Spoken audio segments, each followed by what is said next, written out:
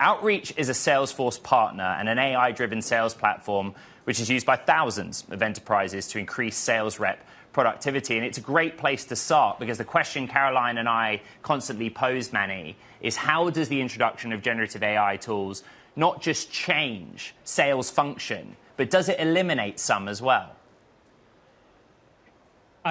Let's take a step back. So we're at the very early innings of what Gen AI and AI in general can do for a sales rep and for a sales manager. And the winners of this race are going to be called out in the next 2 years, if you would. But what's important is that if you go to the future and you imagine, what is the non-negotiable? So if you think for first principles back and what's going to happen in the future that we need to do today, is that in the future, there is no rep, there's no manager that doesn't have an AI dedicated to their work, that is not helping them, close deals faster, that is not helping them prioritize their day, that is not helping them figure out what accounts to pursue, what accounts not to pursue, who to follow up with, and sort of get the aggregate of those reports to a manager and making sure that the team is moving forward and delivering. So in that future, if you work it back to today, the things that are important is how do you lay out that data? How do you make your partner in the enterprise trustworthy, which is what Salesforce did today? How do you make sure that you are accumulating data and processing in such a way that you are increasingly helping the reps' workflows and making them more successful? Okay. Now, will that displace jobs? I doubt it, because people will, organizations will get greedy, and they will see that with higher efficiency, they can actually drive higher results. So they will continue to hire reps that use Gen AI as part of their day-to-day workflow, and that will continue to drive, efficient returns and efficient compounding outcomes for organizations. So it's a very exciting time right now.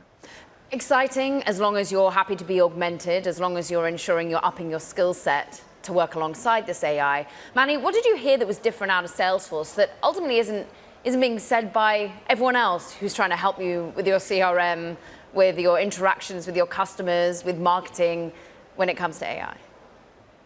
I think what we're seeing right now is an even playing field among all the systems of record players. So you're seeing Dynamics and Microsoft coming out with a set of announcements. You see an Oracle coming out with a set of announcements. You're seeing Salesforce coming out with a set of announcements.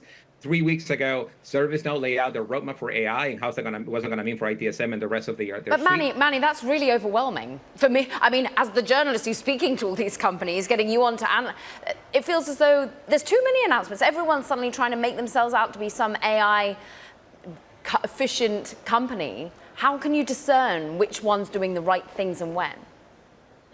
There is no way to go wrong right now. See, the players who are going to win, they set out the AI strategy 10 years ago. So if you read, the Salesforce, the full Salesforce announcement, they actually have been working on a number of things for a while. And this is just the culmination and another turn of the flywheel of getting their AI onto the market, now with the help of generative AI. So generative AI is just another flavor of a bunch of AI that has been built over the past 10 years. It's the same thing for outreach. We've been working with workflows, and we've been looking at what is the rep doing or the manager doing, what is the outcome of those workflows, and feeding that into models so that we can make people more productive. Generative AI is just another gear into that flywheel. So everyone is going to have enhancements to the user experience on their platforms. And that is just good news for everybody. Manny, do the enterprises you work with have the technical expertise and the personnel necessary to understand what's happening and then implement it on their end?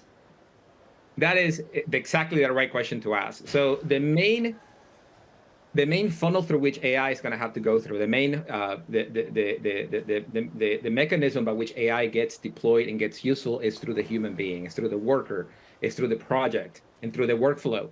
And we need to spend more time thinking about how does that AI impact the rep, impact the customer success manager, impact the support person or professional and managers out there, to make sure that we are fitting the AI to the benefit of the human being, because only then you're going to get the compounding effect of AI plus human delivers drastic results. So we need to spend more time educating our team members and the recipients into the new workflows, into the new possibilities that AI bring to the table. Without it, you're not going to get adoption. So that is the part that we all need to be talking about, is what are you doing to drive adoption of AI at your customer's point, not in the technology delivery. Technology delivery is very easy right now. It's right. Customer adoption, the hard part.